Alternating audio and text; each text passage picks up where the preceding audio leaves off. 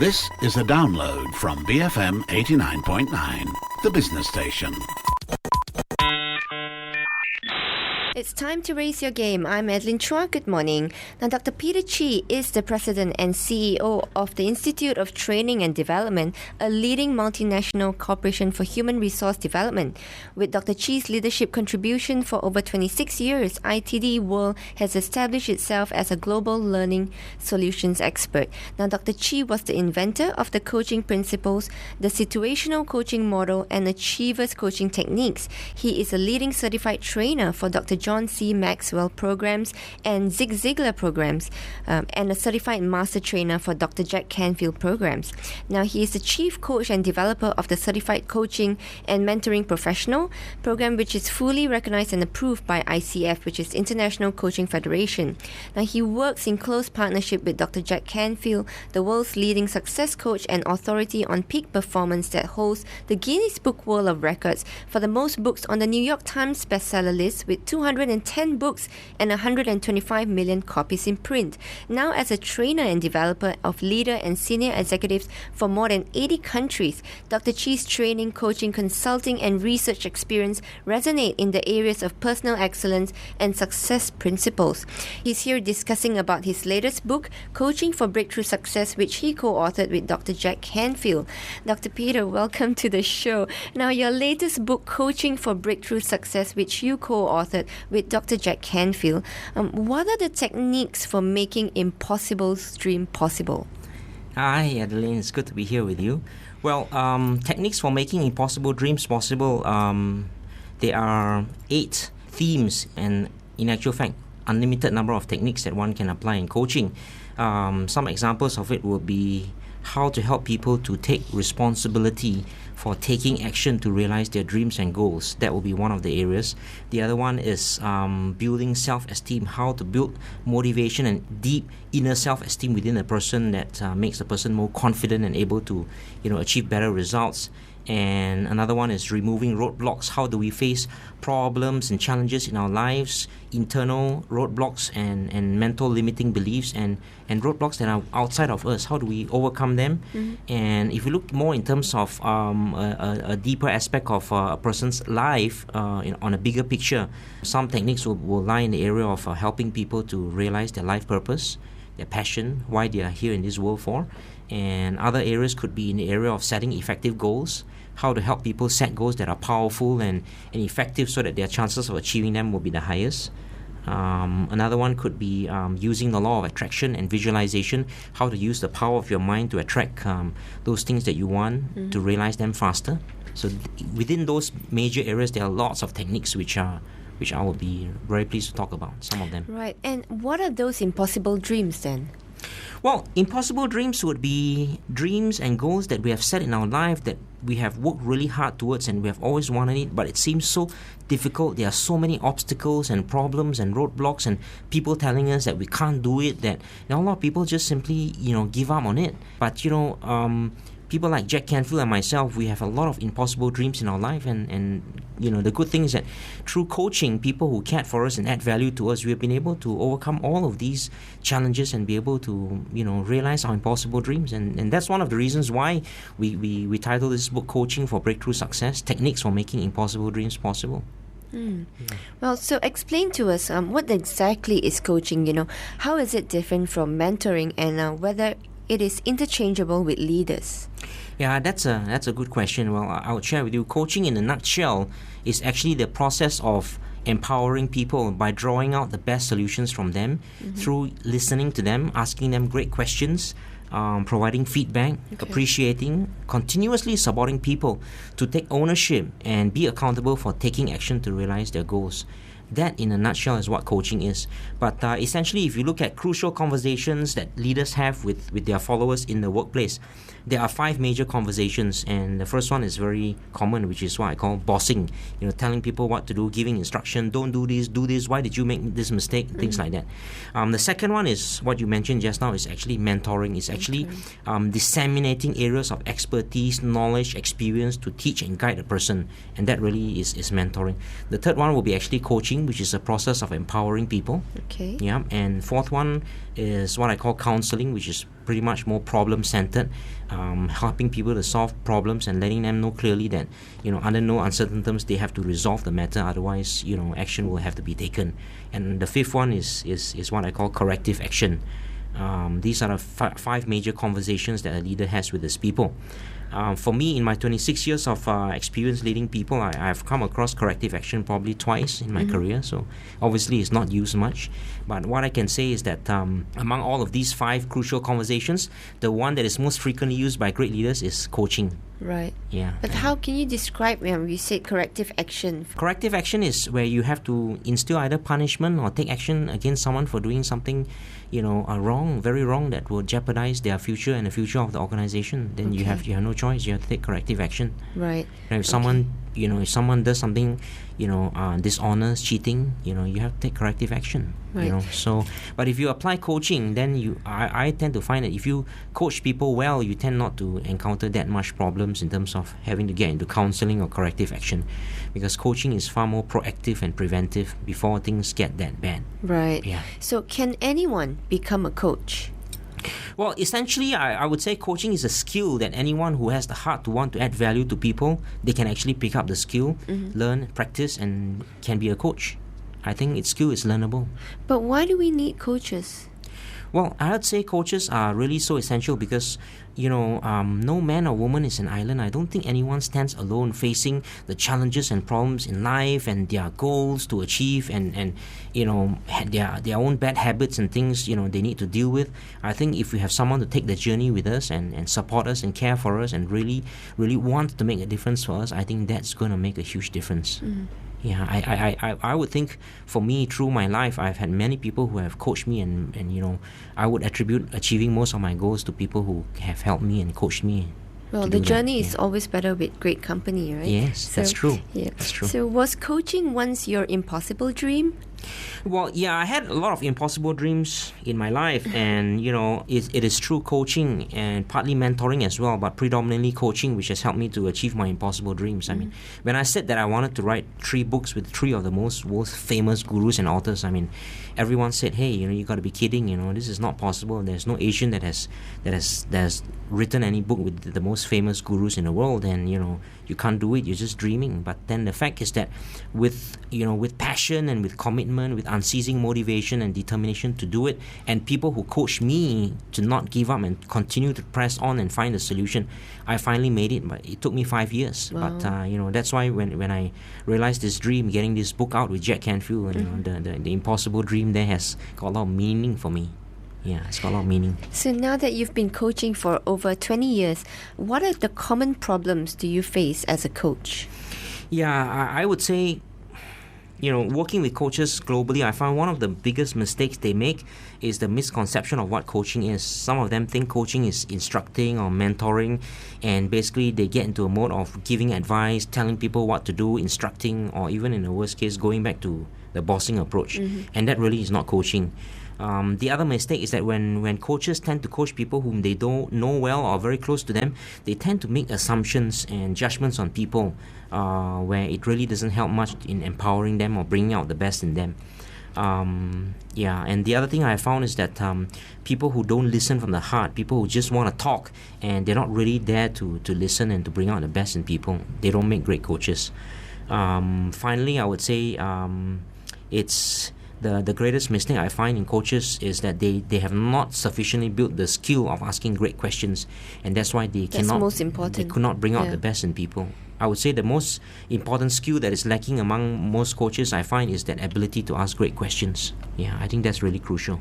And on that note, Dr. Peter Chee, co-author with Dr. Jack Canfield on their latest book, Coaching for Breakthrough Success. After this, we will discover more on the mind and energy of coach. Raise Your Game, BFM 89.9. You've been listening to Raise Your Game. This is Adeline Chua. Good morning. Now, in case you've just joined us, I've been speaking with Dr. Peter Chee, CEO of ITD World, a leading certified trainer for Dr. John C. Maxwell programs and Zig Ziglar programs. We're discussing about his latest book, Coaching for Breakthrough Breakthrough Success, which he co-authored with Dr. Jack Canfield.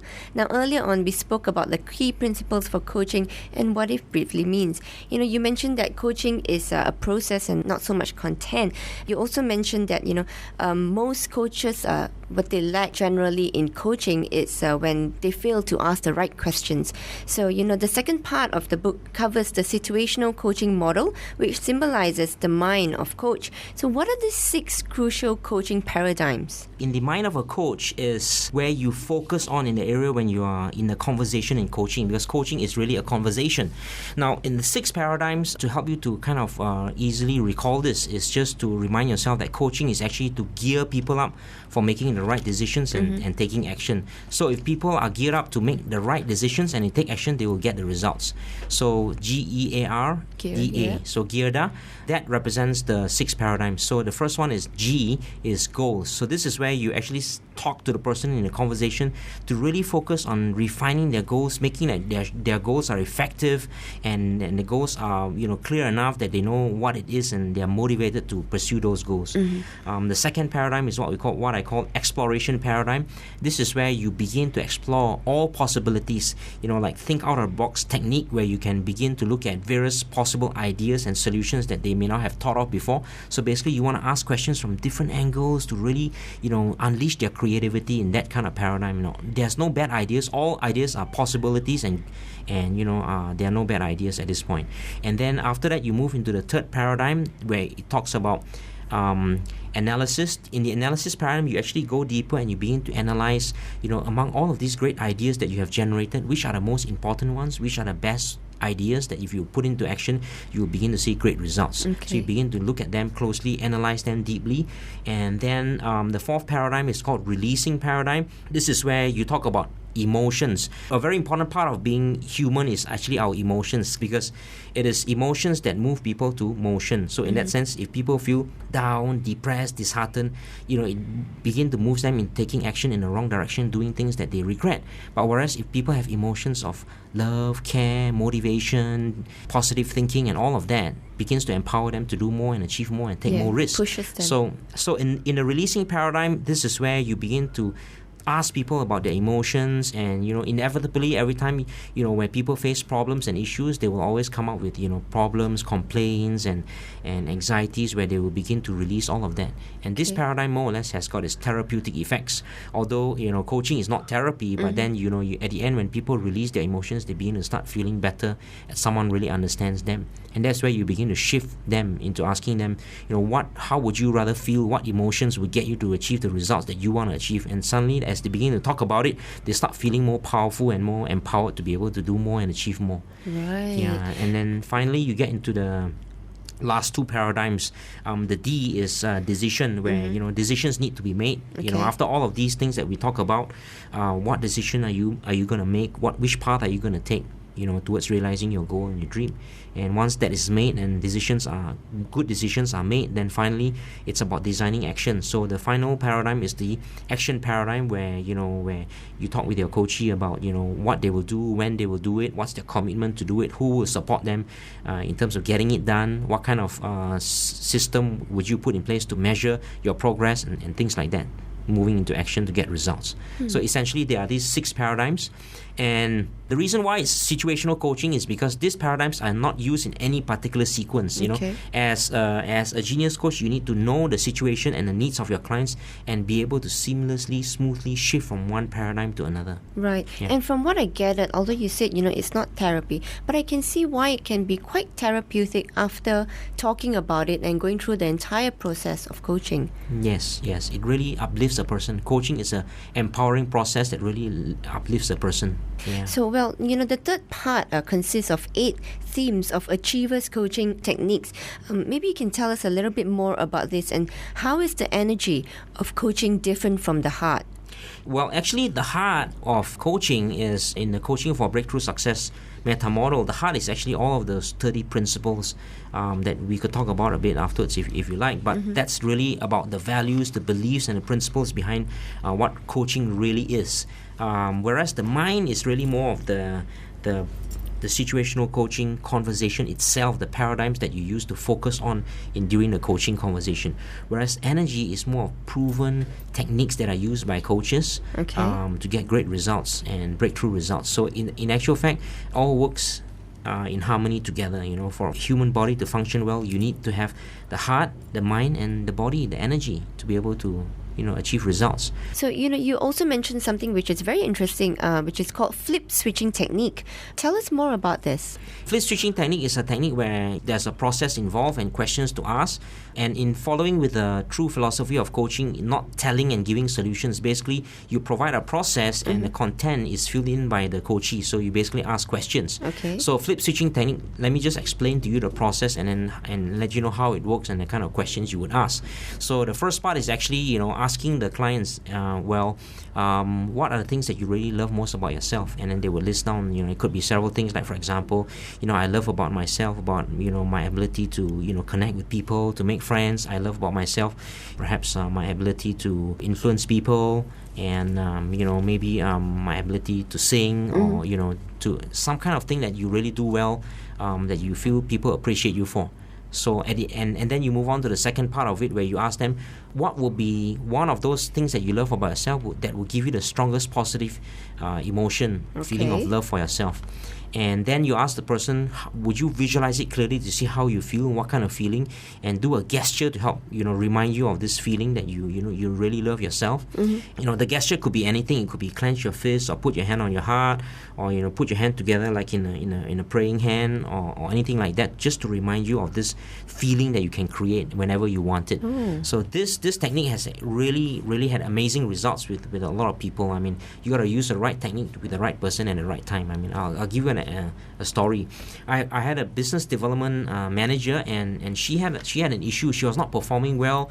She didn't have many friends or connections. So obviously, in business development, for you to get more business, you need to be connected with a lot of people, because your network determines your net worth and how well you do. Absolutely. So the problem she had is that she found it difficult to build long-lasting, deep relationships with people.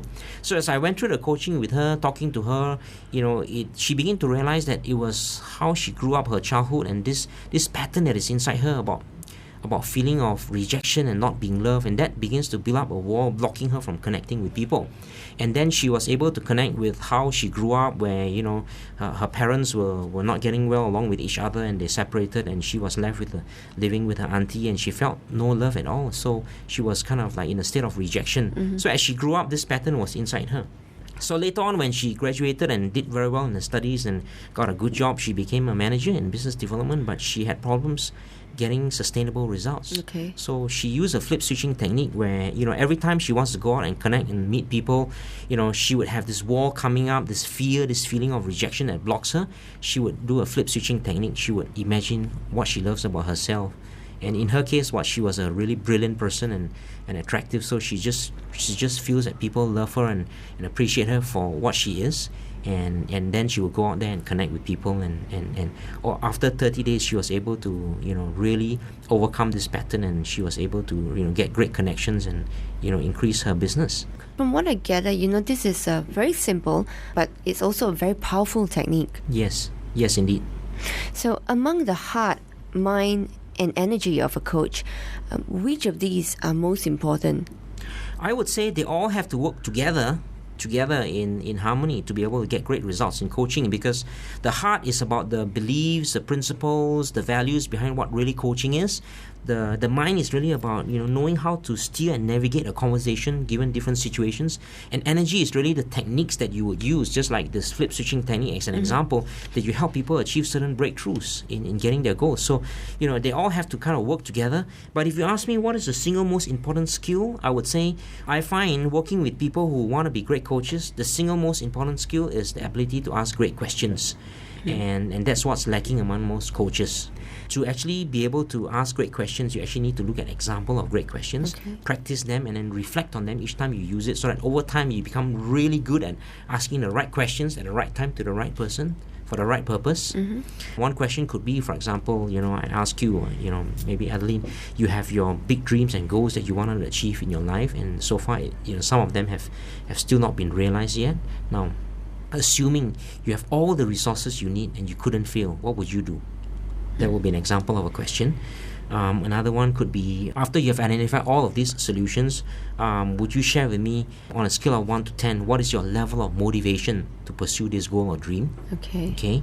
Maybe another question could be, would you reflect and think about, when you come to the end of your journey in this world, what story would you tell others about your greatest contribution? So if you answer that question, then I would ask you to come back to the present moment and see what you're doing to get on track towards going to that end that you have in mind. Yeah, so these are examples of questions. If you ask them at the right time to the right person, it will get great results. You know, Dr. Peter, the questions that you just gave as an example are also the questions being asked in a company evaluation.